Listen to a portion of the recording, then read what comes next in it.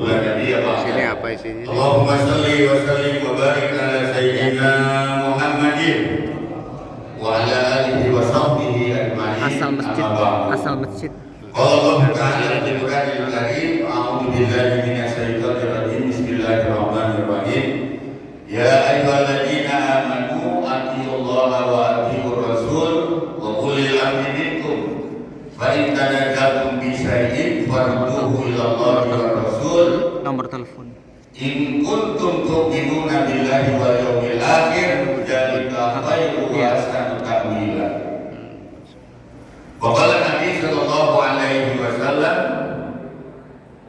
yusiku an tada'al umamu min kulli ufuqin kama tada'al aqalu ala qas'atiha. Qul ya Rasulullah hal bina nahnu yawma idin qadir ya Rasulullah. Qala la na'am bal antum yawma idin kasir walakinnakum gusa'un kabisa'is sayr.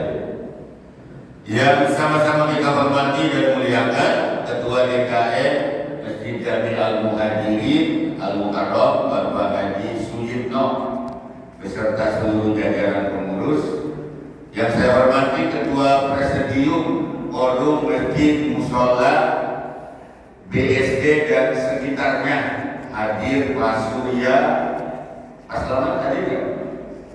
Saya absen dulu di presidiumnya. Di perasaan Pak Surya dulu yang hadir ini. Pak Surya, Pak Selamat, Pak Haji Agus, satu lagi Pak Dude ya, Pak Dude ya. Yang saya hormati para aparatur pemerintah, Pak Lurah, Kelurahan Pondok Jagung, Lurah Pondok Jagung hadir kan? Atau yang mewakili? Nggak ada juga. Titip WA nggak? Atau salam nggak? Yang saya hormati dan muliakan segenap pimpinan presidium yang lama, demisioner, alumni. Ya, saya absen nih. Pertama Pak Yahya Sudaimi hadir. Kedua Pak Toto hadir. Pak Toto ini sebenarnya di tiang ini ya. Yang saya hormati hadir siapa lagi? Pak Suradi. Ini FPB pertama ini ya. Pak Heri, Dr. Heri siapa lagi? Pak Tursilo mana Pak Tursilo? Ya, sedang dalam perjalanan. Ada lagi presidium yang lama-lama ini. Ya, itu beberapa presidium yang sudah berjasa yang memimpin FMB ya.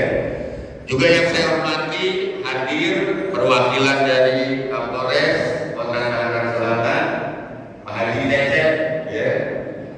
Hadir, terima kasih. Hadir juga tokoh masyarakat Tangerang Selatan Serpong Utara, anggota DPRD Kota Tangerang Selatan, dan mencalonkan kembali anggota DPRD Kota Tangerang Selatan Al-Mukarram guru saya Dr. Haji Mahkoda MSI. Gak usah berdiri, banyak gak kenal ya. Gak kenal ya. Juga yang saya hormati Ketua DKM Masjid Al-Muhajirin yang lama. Ini hadir Pak Haji Sukma.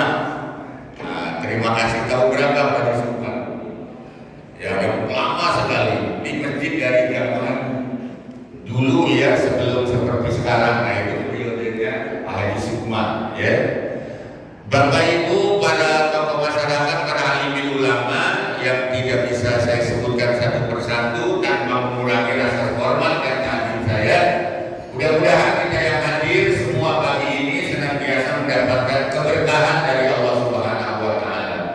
Amin ya rabbal alamin. Para jamaah yang dirahmati Allah, setiap-tiapnya saya mengajak kepada para jamaah untuk bersyukur kepada Allah Subhanahu wa Ta'ala. Hari ini kita bisa hadir, berkumpul, bersilaturahmi, melaksanakan sholat subuh berjamaah. Setelah itu dilanjutkan dengan kajian yang diselenggarakan oleh FMB bekerjasama dengan Masjid Al-Muhajirin. Salawat serta salam semoga senantiasa tercurah limpahkan kepada panutan kita baginda Nabi besar Muhammad Sallallahu Alaihi Wasallam beserta seluruh keluarganya, para sahabatnya, dan mudah-mudahan kepada kita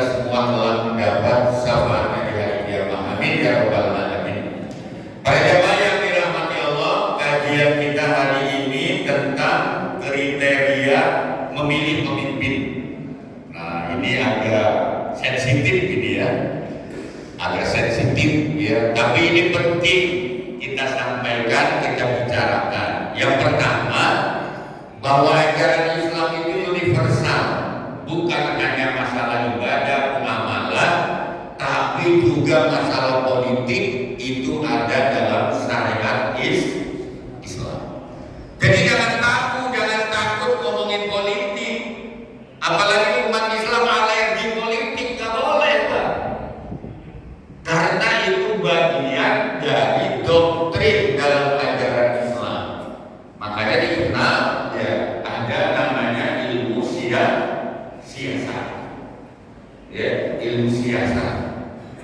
Artinya siasat itu konotasinya jangan negatif. Siasat itu artinya mengatur, ya, manajemen, mengatur negara, mengatur masyarakat, mengelola keuangan, ya, mempertanggungjawabkan. Itu namanya siasat. Ya, jadi jangan alergi, apalagi ngomong, udahlah kita umat Islam, gak usah ngomongin politik, kita mah ibadah aja, sholat aja yang rajin, sholat tahajud, sholat duha.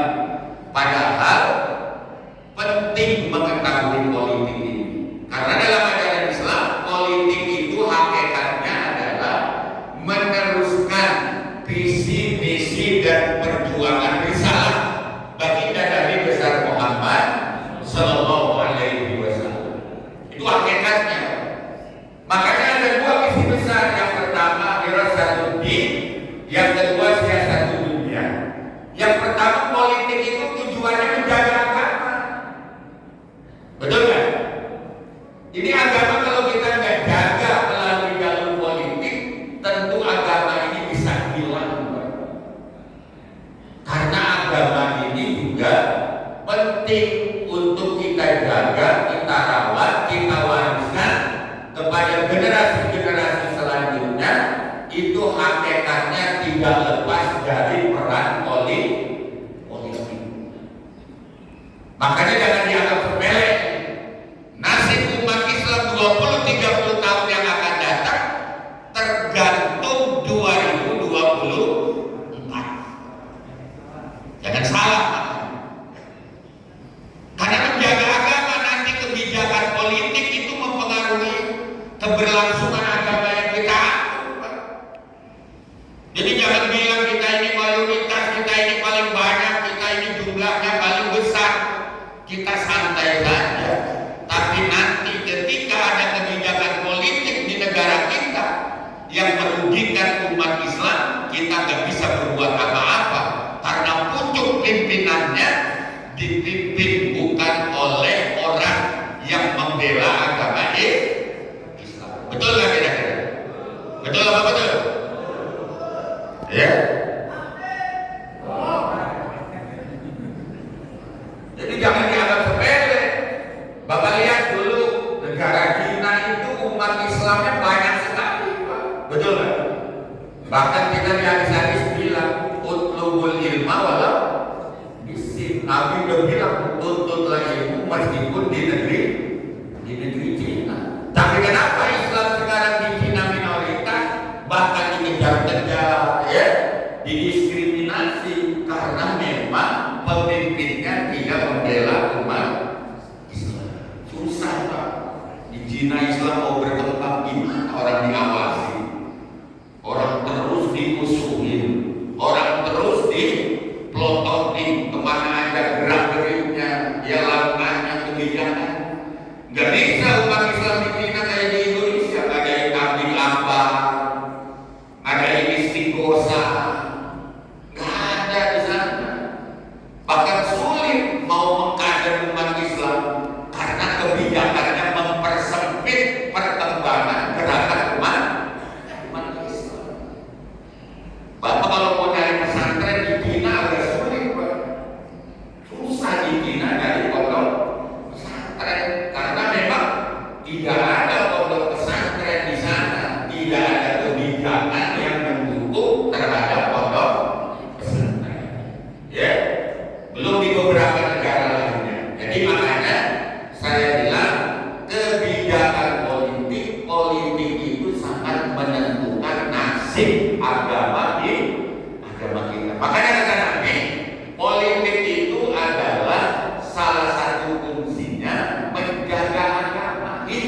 Din disebutnya, menjaga agama.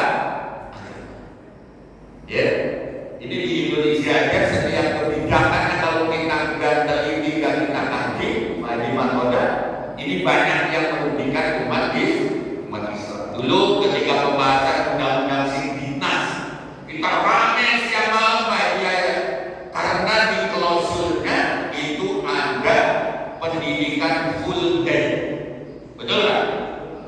Pendidikan full day, jadi belajar full day, full sekali. Itu kan bisa mandi madrasah, betul nggak?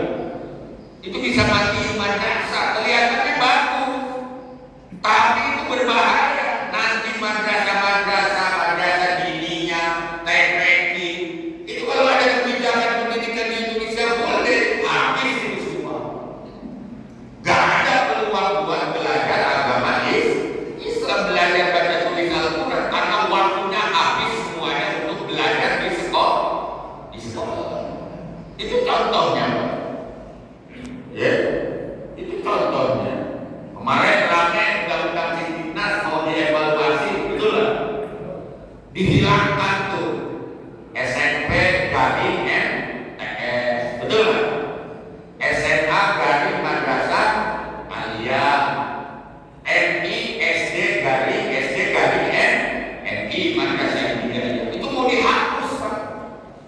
Jadi udah ada di Sindinas itu SD, SMP, SMA, SMK. Sementara di Indonesia ada pendidikan berbasis ciri khas keagamaan Islam, madrasah ibtidaiyah, madrasah sanawiyah, madrasah aliyah. Kalau itu dihapus di undang-undang, Pak, ini sangat berbahaya terhadap nasib madrasah. Itu semuanya di politik adanya, betul nggak? Kalau DPR yang mendukung, ketok palu tugas DPR legislasi, habis nasib madrasah, bubar nanti.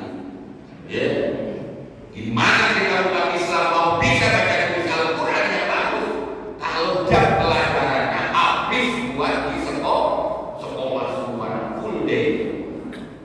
Ini contohnya masalah politik, belum kebijakan-kebijakan yang lain. Jadi para jamaah yang dirahmati Allah, politik itu tujuannya sebetulnya mulia. Yang pertama adalah hifzuddin, firasatuddin, menjaga agama. Artinya agama ini kita jaga, jangan sampai habis gara-gara kebijakan yang mempersempit ruang agama, terutama agama Islam. Ini harus kita jaga. Makanya kita umat Islam jangan buta politik, jangan alergi politik, karena sekali lagi ini sangat penting. Yang kedua, siasat dunia, dia mengatur urusan dunia. Ya, ini penting sekali, Pak. Ya, negara ini harus dikelola secara baik, keuangannya, kesejahteraan masyarakatnya, pendidikannya. Ya, ini penting, itu semuanya ada di politik. Itu semuanya ada. Makanya menjadi anggota DPR, DPRD provinsi, tingkat kabupaten kota ini penting, fungsinya sangat strategis. Hanya Pak Haji Makoda. Nanti ada fungsi legislasi, betul nggak? Pengesahan undang-undang. Kalau di tingkat daerah perda, itu adanya di DPR, Pak. Ya. Ini di DPRD Kamsel sekarang sedang digagas perda pondok pesantren. Itu adanya di DPR, nasib pondok pesantren di Tangerang Selatan. Itu adanya di DPRD kalau di tingkat Kamsel. Nanti perda apa lagi? Silakan. Makanya DPR-nya harus diisi oleh orang-orang yang peduli terhadap nasib umat Islam. Jangan yang sekuler, jangan yang anti-Islam. Karena kalau diisi oleh mereka punya senjata tajam untuk melahirkan undang-undang. Makanya di Indonesia banyak sekali meskipun kita bukan negara Islam, ada undang-undang jahat, betul nggak? Betul nggak? Ada undang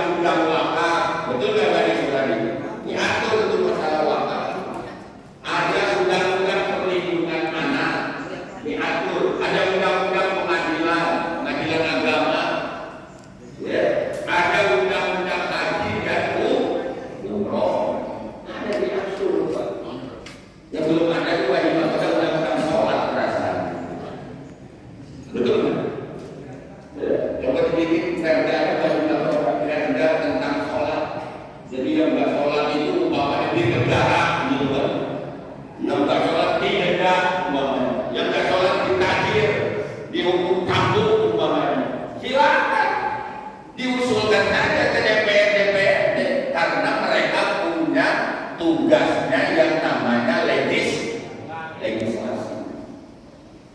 Itu penting. Ada juga tugas yang lainnya, tugas budgeting, mengesahkan anggaran. Itu Pamatoda itu tugasnya. Ini anggaran wali kota APBD kota Tangsel ini 4,5 triliun, Pak. Bukan jumlah yang sedikit, Pak. Ngurusin 54 kelurahan 7 kecamatan dengan duit 4,5 triliun. Ini besar sekali. Jadi makanya itu Pamatoda itu yang teliti. Ini dinas PUPR kerjanya ngapain? Diteliti itu satu-satu. Ya, makanya Pamatoda punya tugas menseleksi. Itu Pak Kadis, coba jalan-jalan ke pondok pesantren di aspal umpamanya. Itu tugas dari anggota dewan.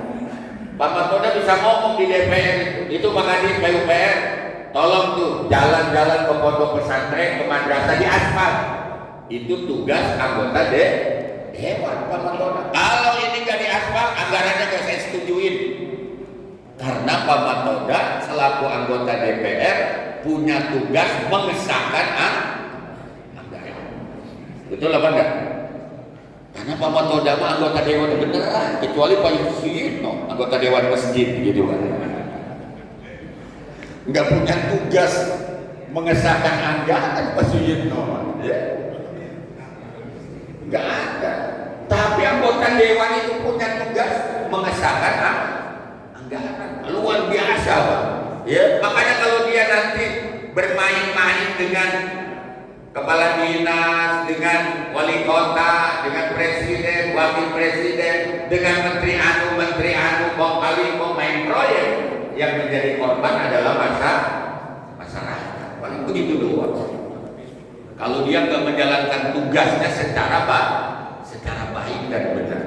Dan yang ketiga, yang tidak kalah terhormatnya, pentingnya, tugas anggota dewan itu adalah melakukan kontroling, melakukan evaluasi, melakukan koreksi terhadap berbagai macam kebijakan yang dikeluarkan oleh eksekutif, dalam hal ini pemerintah. Jadi anggota dewan itu sangat luar biasa. Jadi kalau di Tangsel ini banyak warung remang-remang, betul lah. Di Tangsel masih banyak warung remang. Masih banyak apa enggak? Udah berkurang. Kalau dulu di Buaran itu terkenal dengan apa ya, Bapak? Dulu di Tangsel itu, di Buaran, kelurahan Buaran Pak Sudadi itu sangat terkenal dengan alam-alam. Sekarang udah habis, Pak. Pada pindah ke kontrakan-kontrakan dulu. Di Pondok Aren kalau kita keluar pintu tol yang terkenal apa? Wah, jangan sering ke sana nih. Ya, dulu kalau kita keluar pintu tol Pondok Aren berjejer itu bidadari. Di pinggir jalan dandanannya menor ya. Pakaiannya seronok, setiap yang lewat ditawarin, "Mas, mampir Mas," gitu. Dulu terkenal itu namanya Tegal Rotan. Ya. Dengan hadirnya Pamatoda di anggota DPRD dari forum masjid ini kan, karena Pamatoda di aktivis masjid dipanggil ke Satpol PP. Betul lah. Saya masih ingat tuh waktu tugas di Kemenang Tangsel, Pelangan dipanggil tuh. Zaman Satpol PP-nya dari mulai siapa itu Pamatoda dipanggil, ini di mana tugas Satpol PP ini? Menegakkan perda yang membersihkan penyakit sosial di masyarakat, dipanggil. Itu tugas anggota dewan, ngomelin tuh, kontrol, mengkritisi kerja-kerja dari eksekutif, dalam hal ini pemerintah daerah. Jadi dewan itu bisa nunduk-nunduk, bisa marah-marah, manggil tuh dinas-dinas yang tidak bekerja secara baik. Kalau di pusat tuh panggil menteri, bahkan bisa mengusulkan menteri ini diganti, kepala dinas ini diganti, nggak benar kerjanya. Itu tugas dari anggota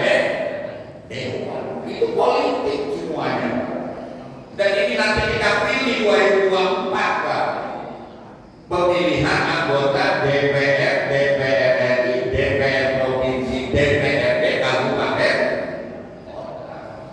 Ini yang harus kita ini. Jadi jamaah yang dirahmati Allah, saya gak lama-lama, sotong dingin ini ya, ya gak lama ya. Jadi ingat, bicara politik jangan dikonotasikan negatif, apalagi alergi. Kita nggak mau lah.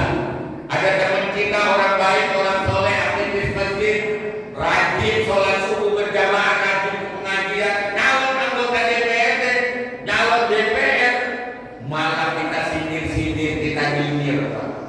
Ngapain lu mau jadi nyalon anggota DPR? Lu mau masuk ke tempat maksiat, lu mau ini, jangan Pak. Perlu kita dukung, kita support. Betul apa betul? Kalau ada aktivis NMB nyalek, dukung. Karena kita lihat dia backgroundnya jelas. Orang baik, orang taat beragama, orang soleh. Mudah-mudahan kalau dia jadi, nanti dia bisa bekerja secara baik. Ya. Jadi kalau ada orang soleh, orang baik, orang taat beragama, nyalek di negara kita, saya titip dukung semuanya. Dukung. Saya gak nyebut nama, takut disebut nanti. Saya gak berani nyebut nama. Saya gak berani nyebut nama. Nanti dipanggil Bawaslu. Dipanggil Bawaslu. Terkenal dipanggil Bawaslu soalnya. Ya, serba salah tahu politik. Jadi ingat ya, tujuan politik itu tidak lepas dari membawa risalah baginda Nabi besar Muhammad Sallallahu Alaihi Wasallam. Ikuti, menjaga, merawat, melindungi agama kita, umat Islam. Ya, coba pikirin kalau nanti di negara kita Pak Matoda DPR mengesahkan undang-undang LGBT, musibah bagi negara kita. Betul atau betul? Betul atau betul? Jangan dianggap sepele nih, hati-hati. Karena yang punya ketok palu itu DPR mengesahkan undang-undang. Sekarang aja lagi rame tuh undang-undang DKI, betul lah? Diubah sama dia. Gubernur DKI gak usah dipilih langsung ditunjuk oleh presiden. Kaget kita semua Pak. Tahu-tahu udah ada di DPR. Tahu-tahu udah nyampe di DPR. Tahu-tahu udah mulai dibahas oleh DPR. Bayangkan Pak, kalau DKI dipilih langsung oleh presiden, ya namanya presiden.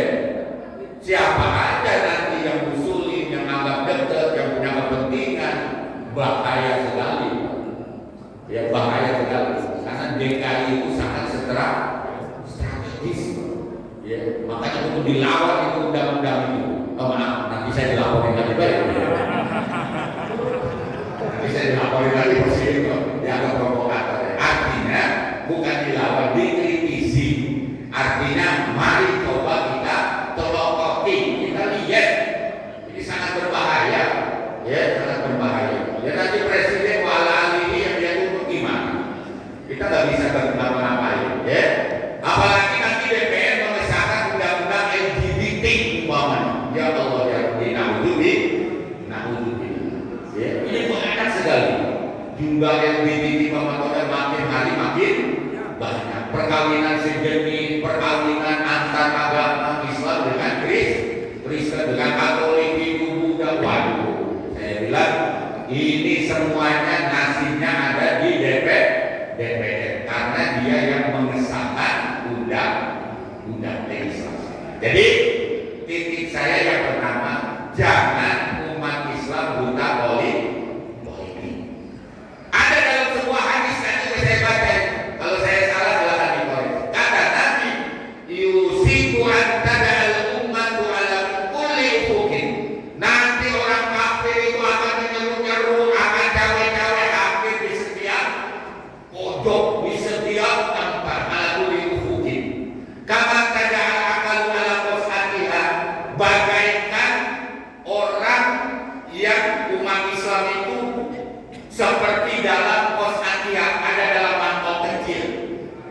ibaratnya itu umat Islam seperti ada dalam mangkok kecil ala qasatiha. Jadi kita itu direbutin, diperebutkan, dicawe-cawe oleh kelompok-kelompok seperti umat Islam itu ada dalam tempat mangkok kecil, makanan yang ada di mangkok kecil. Jadi diperebutkan sama sini. Wah, orang udah mulai berani. Kapan kadang akalu ala qasatiha. Itu prediksi Nabi, ya. Entah sudah terjadi atau belum. Lalu sahabat bertanya, "Ya Rasulullah, amin minana billah ya Rasulullah. Apakah kita ini kelompok yang kecil ya Rasulullah sampai kita diperebutkan seperti makanan yang ada dalam mangkok kecil?" Kata Nabi, "La bal antum yauma idzin katsir." Tidak, kamu itu umat yang banyak saat itu. Walakinnakum busarun kabisa saya. Tapi kalian itu banyak-banyaknya seperti buih di lautan. Kabisa saya.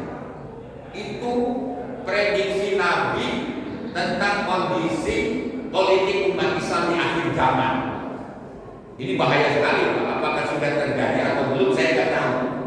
Ya, jadi umat Islam itu bagaikan di mangkok kecil, makanan yang ada di mangkok kecil direbutin nih, Pak. Yang ini mengambil hati umat Islam, yang ini minta dukungan ke sini, yang ini minta dukungan ke sini. Jadi direbutin kita itu, Pak. Kama kada akalu ala qasatiha. Ini hadis populer, Pak. Ada, ya. Jadi kita direbutin. Lalu nanti sahabat bertanya kepada Rasulullah, "Ya Rasulullah, apakah umat Islam saat itu sedikit sehingga kita gampang diperebutkan, diatur, ya, dicawe-cawe ke teman-teman?" Kata Nabi, "La walakinnaku busarun kabisa saya."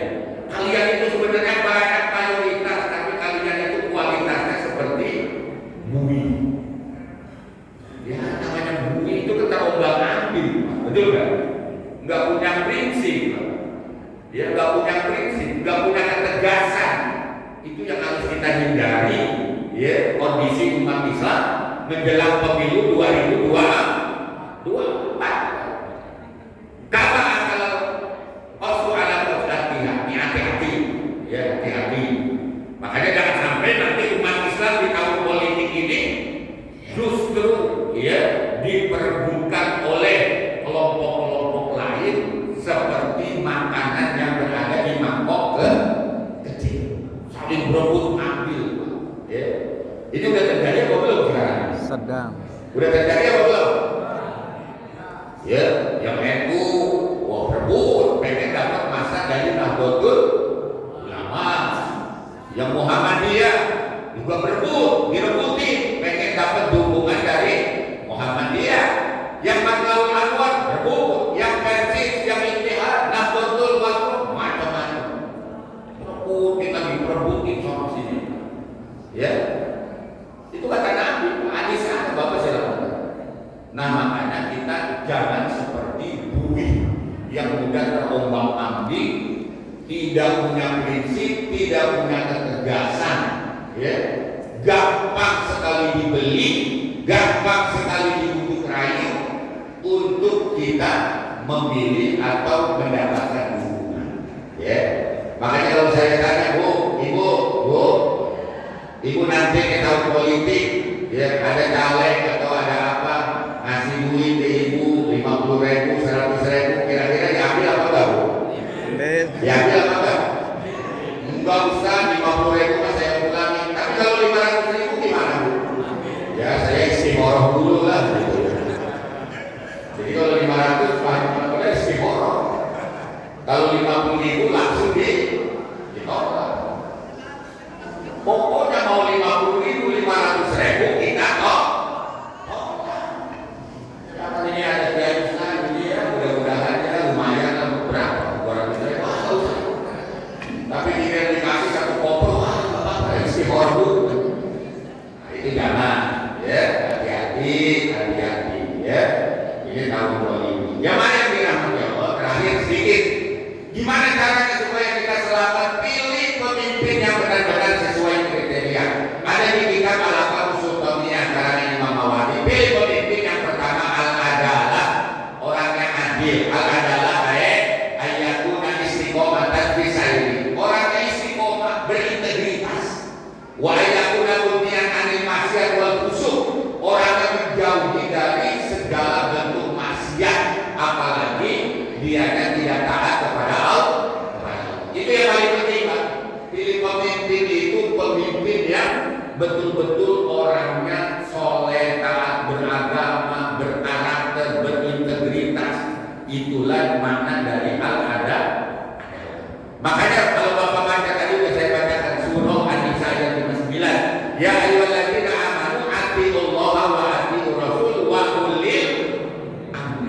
Kenapa jamaah? Ketika wa ulil amri pematodan tidak ada kata wa atiu ulil amri. Betul apa betul? Betul apa enggak? Kalau kepada Allah atiullah wa atiur Rasul. Tapi ketika ulil amri tidak ada wa atiu ulil amri. Itu para ulama tafsir mengatakan kenapa tidak ada kalimat wa atiu? Karena taat kepada pemimpin itu dikaitkan dengan pemimpinnya taat nggak sama Allah dan Rasulnya. Kalau dia nggak taat, jangan dituruti, jangan ditaati. Kalau pemimpinnya malah maksiat kepada Allah, la ta'ata li makhluqin bi maksiatil khaliq. Nggak usah taat kepada pemimpin yang ngajak maksiat kepada Allah. Makanya di kalimatnya atiullah wa atiur rasul wa ulil amri. Nggak ada wa atiul ulil amri. Makanya semua ulama menyepakati taat kepada pemimpin itu sifatnya nisbi, ya. Bahkan kata Imam Mawardi dalam kitabnya Al-Qaum Sultaniyah, kalau pemimpin itu melanggar perintah Allah dan Rasulnya, itu ada istilah mabzul, dia boleh diturunkan, dia boleh dipaksa turun karena dia melanggar syariat Allah. Itu ada. Jadi memakbulkan pemimpin itu boleh, tidak ada selagi memang pemimpin itu maksiat kepada Allah dan Rasul. Makanya al-adalah itu kita lihat nih pemimpinnya taat kepada Allah atau tidak. Kalau dia taat, pilih. Kalau dia berintegritas, pilih. Kalau dia karakternya karakter orang baik, orang soleh dan lain sebagainya, pilih. Gak usah ragu, al-adalah itu penting. Makanya para jamaah lihat aja track record dari para calon pemimpin. Ya, bahkan kata Imam Wardi, kalau kamu pengen yakin pilih pemimpin ini gimana kebiasaannya, perilakunya, kamu harus nongkrongin dia 24 jam. Jadi kita kudu pindah rumah kita dekat ke rumah calon pemimpin. Jadi kalau saya pengen tahu Muhammad Toda, saya kudu pindah ke Orang Jagung ini. Kudu saya lihat Muhammad Toda itu sering bermasjid apa enggak, bangunnya jam berapa, bergaulnya dengan siapa. Itu kudu sampai begitu tuh Pak. Kalau kita pengen yakin pada saat memilih pemimpin, apakah dia adalah atau tidak. Tapi rasa-rasanya berat kan pada zaman sekarang belum begitu. Kita cukup membuka profil biodata dari para calon-calon pemimpin paling dulu. Al-adalah ini penting. Yang kedua adalah seorang pemimpin itu memiliki ilmu, makanya disebut alim. Harus memiliki kompetensi keilmuan. Ya, jangan pemimpin ngomong stunting salah lagi ngomongnya. Betul lah. Saya nggak sebut namanya kepada pendukung, saya nggak sebut Jawa dari laporin lagi ke Bawaslu ya. Jadi dia punya kompetensi, makanya kata Imam Mawardi kita bukan hanya alim, tapi dia juga seorang mustahil, orang yang pintar beristihad. Itu penting sekali. Jadi kalau pemimpinnya bodoh sementara rakyatnya pada pintar, ya gimana mau benar ngurus negara? Sementara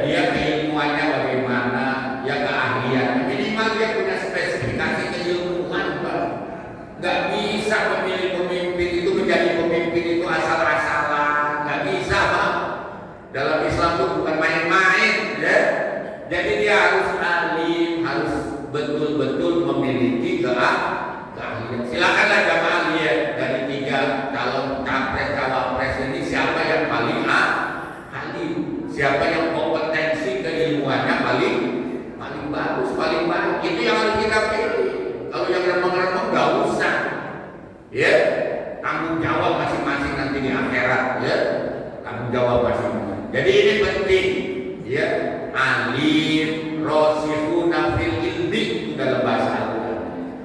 Yang betul-betul memiliki kompetensinya di atas rata-rata, ya, harus di atas. Karena yang mau diurusin ini bukan orang bodoh, Pak. Banyak yang sudah pada pintar masyarakat. Nah, kalau yang lainnya syarat ketiga keempat ini biasa, ya, harus sehat, ya, panca inderanya harus sehat, jasmani dan rohaninya. Makanya dulu di Indonesia sempat geger gara-gara ada presiden kita yang dianggapnya tidak memenuhi syarat menjadi seorang pemimpin, yaitu Kiai Haji Abdurrahman Wahid. Itu sempat robot terang, tapi kan dibela oleh, ya, Ibnu Khaldun, Ibnu Taimiyah, ya. Kalau dia nanti cacatnya hanya sebelah, yang sebelahnya masih sehat, kata Ibnu Khaldun, boleh, nggak apa-apa. Kalau cacatnya hanya sebelah, kecuali cacat permanen, cacat mutlak. Nah, itu sebagian ulama mengatakan dia tidak sah menjadi seorang pemimpin. Ya, kalau yang mata satunya melotot, mata satunya umpamanya rusak, ya masih boleh. Sebagian ulama mengatakan masih boleh, meskipun mengganggu pada saat nanti dia menjadi seorang pemimpin. Ya, nanti kalau dia pas tanda tangan agak jelas bacanya, main tanda tangan main gimana? Ya, ntar undang-undang LGBT tanda tangan juga dia menjadi, karena melihatnya sebelah matanya. Nah, itu sifatnya hanya kekhawatiran kalau pemimpin itu tidak sempurna panca inderanya, jasmani dan rohaninya, ya. Dan syarat yang lainnya yang paling penting, pemimpin itu harus saja'ah. Apa saja'ah itu? Berani, tegas dalam membela rakyat. Itu yang paling penting. Jadi pemimpin itu jangan letoy, Pak. Apalagi pemimpin itu minder, ya. Apalagi pemimpin itu tidak percaya diri, nggak boleh. Pemimpin itu kata Imam Mawardi saja'ah.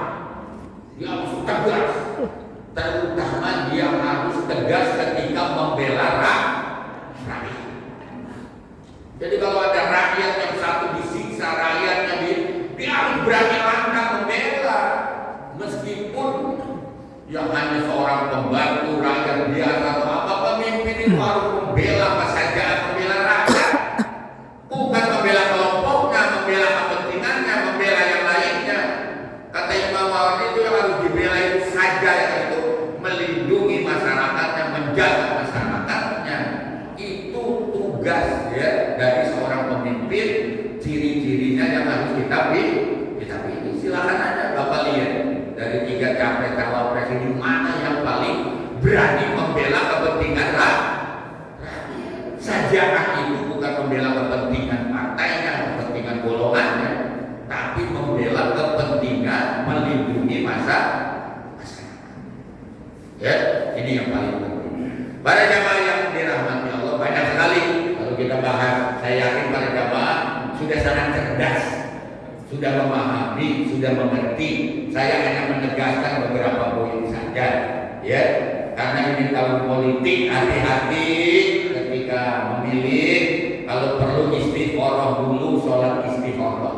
Kira-kira kita pernah sholat istikharah kalau milih pemimpin? Pernah nggak? Pernah apa enggak?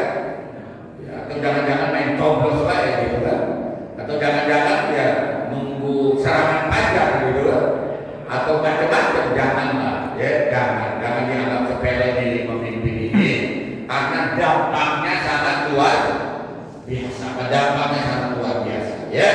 Jadi kalau Bapak dengar itu di analisa politik, di tulisan-tulisan di majalah, di koran, di medsos, di mana, Indonesia 2030 bakal dikuasai China, Indonesia 2045 bakal dicaplok dan lain sebagainya. Jawabannya hanya satu, tergantung pemimpin. Itu aja. Bapak mau sok analisa macam-macam, silakan analisa. Tapi kata kuncinya semuanya tergantung pemimpin. Kalau pemimpinnya tegas, pemimpinnya berani, pemimpin yang betul-betul melindungi rakyatnya, bangsanya, dia tidak akan mengeluarkan kebijakan yang memberikan privilege keistimewaan kepada siapapun, kepada bangsa manapun untuk menguasai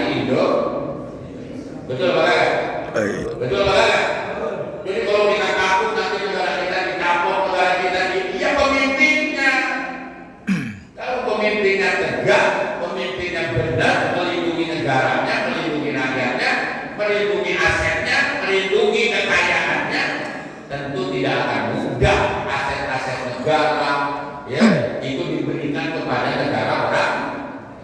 Itu aja kata kuncinya ya, pemimpin ya semuanya.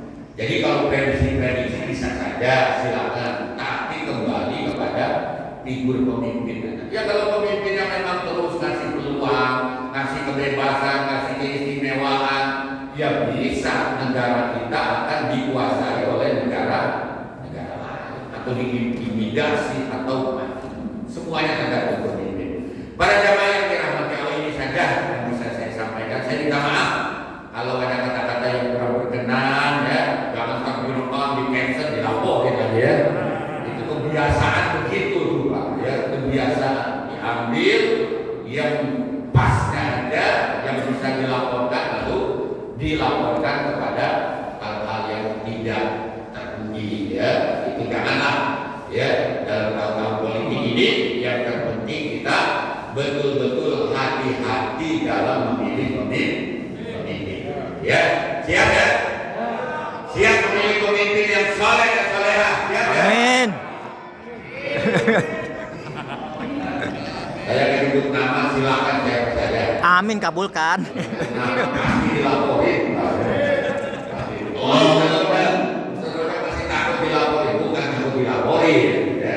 Artinya saya taat dan patuh kepada regulasi aturan yang ada di Negara Kesatuan Republik Indonesia. Para jamaah itu aja, mudah-mudahan Allah Subhanahu wa taala memberikan kepada bangsa Indonesia pemimpin yang amanah, Amin. pemimpin yang tabligh, Amin. pemimpin yang betul-betul amanah, Amin. ya, pemimpin yang adil, pemimpin yang cerdas, pemimpin yang betul-betul benar pada saat nanti memilih, ya pada saat menjadi pemimpin khususnya di bangsa Indonesia.